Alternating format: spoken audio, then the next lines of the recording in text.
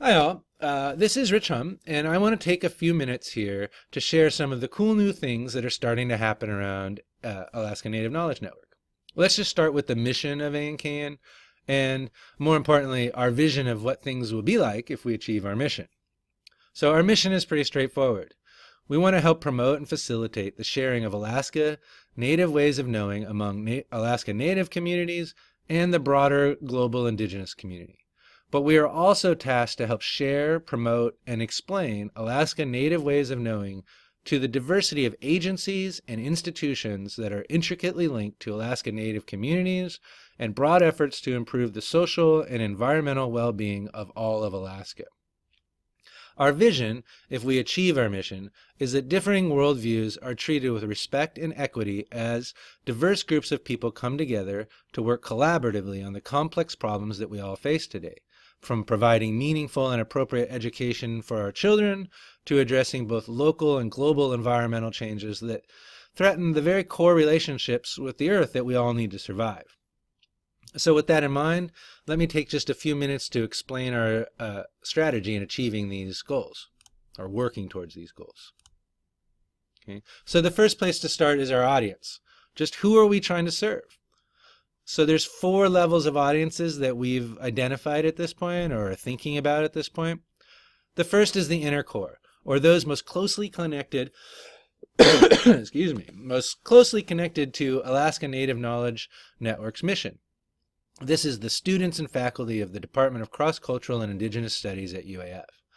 The second, or inner ring, is Indigenous Studies students and faculty from all departments at UAF, the UA system more broadly, as well as national and international level. The third key audience group, or the middle ring, is Alaskan communities and engaged stakeholders, relevant academic disciplines at UAF and the UA system, including the natural sciences, education, and policy relevant fields. And finally, the fourth, or outer ring, is national and international Indigenous communities and stakeholders at the national and international level. So it is probably important to note at this point that we think of these audience groupings as guidelines more than dictates, and that most of us will probably fit into more than one of these groupings depending on the place or context or time from which we interact with ANKN. Okay, so they're just rough guidelines, but in any case they give us a starting place. And in the coming months we'll be reaching out to each of these groups both for input on changes we've been making and also for guidance on changes for the future. So given these general user groups, what's the plan to reach them? Well, there are a number of tools we have to use. The first that will probably be most active with that inner group or that inner core network of audience is face-to-face conversations, just meeting with people and talking with them. There's email and phone conversations, and these are the most influential communication tools we have. And on a general day in and day out basis, it will probably be the core audience group that uses these tools, and they will deeply impact the style and themes that our other communication channels take on. Okay, so the next set of tools we will be using is our traditional website, Facebook, and online Moodle classrooms. These tools can reach out to a broader audience with a little bit weaker feedback or connection conversation back, but still maintain strong ties with that middle or outer groups. Twitter, YouTube, and a range of other social media tools are going to act as the main mechanisms through which we reach our most broad audiences.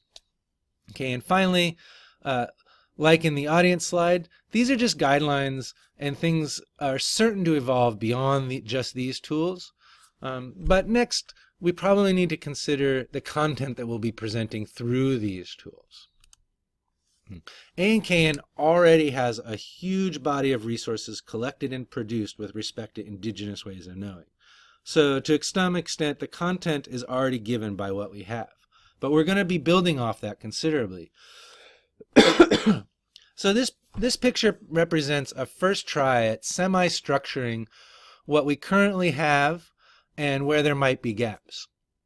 And like all the other slides in this presentation, this is just a potential a potential, a starting point to help us organize our resources and build off of them.